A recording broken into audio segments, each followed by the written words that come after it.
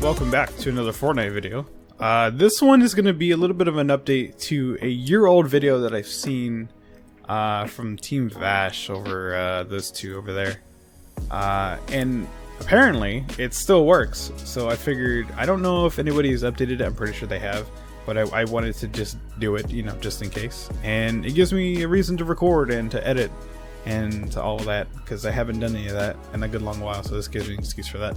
So this has everything to do with Crackshot's neighborhood. It's currently, it's still season 1 of for Battle Royale Chapter 3, so I think this will make this go a little bit longer. I know they operate on a different timetable, but I don't see the holiday stuff leaving anytime soon to like March, I think is when it's supposed to leave. I'm not too sure, don't quote me on that. So I am a little low on Sunbeam, actually. I have no Sunbeam at all, and this will determine, or what power level you are will determine what ore you're going to be getting.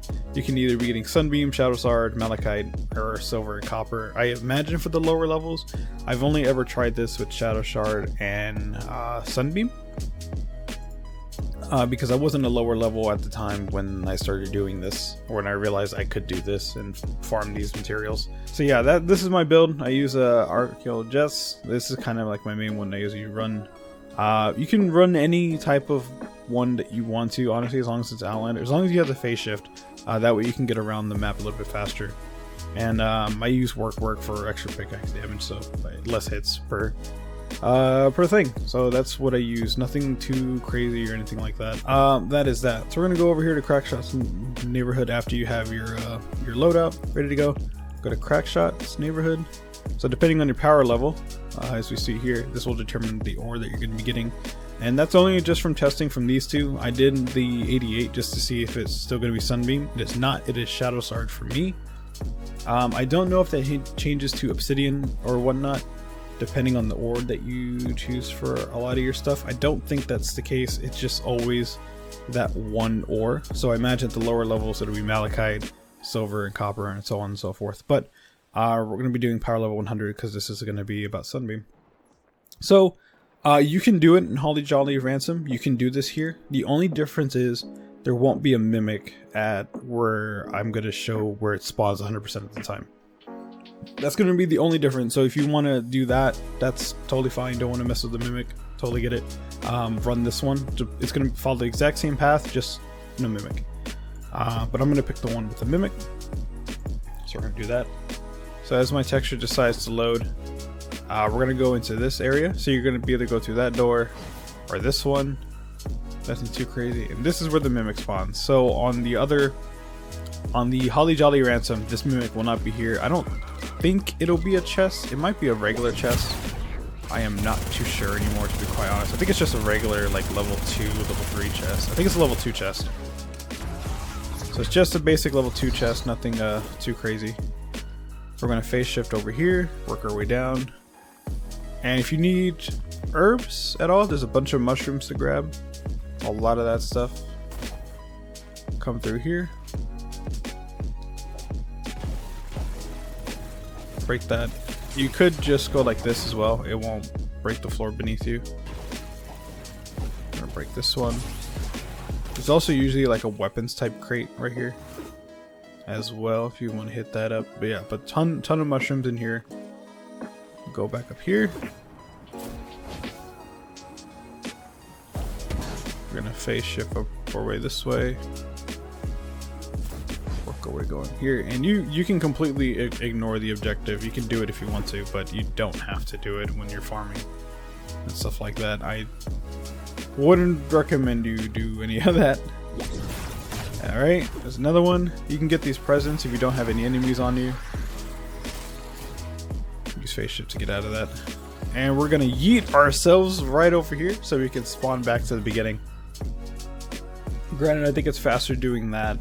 As the original video explains as well, it's faster just to kind of yeet yourself off the cliff right there and spawn back around. So we're gonna turn around, do a 360, well, a 180, I guess actually. And we're gonna turn around. I'm gonna go over here. I like to throw up a turret every now and then. Make sure you have a phase shift to get out of here.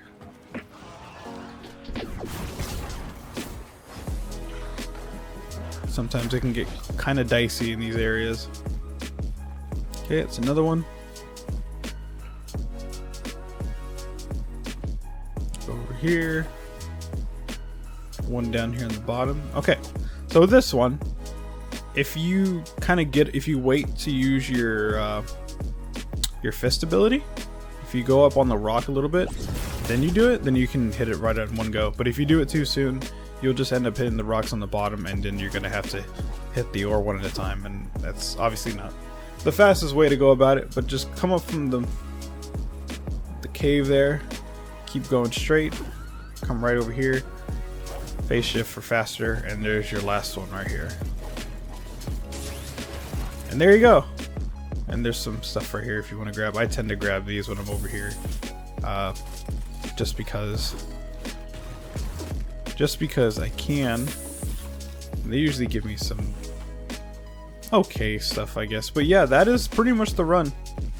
And then you do that for, what I say, about like an hour or so, and you can have at least over 100 Sunbeam if you do it for like an hour. You're going to be averaging about 8 or 9 per run.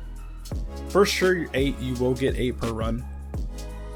And that's pretty much it. That's how you farm Sunbeam in 2022. It still works from 2020.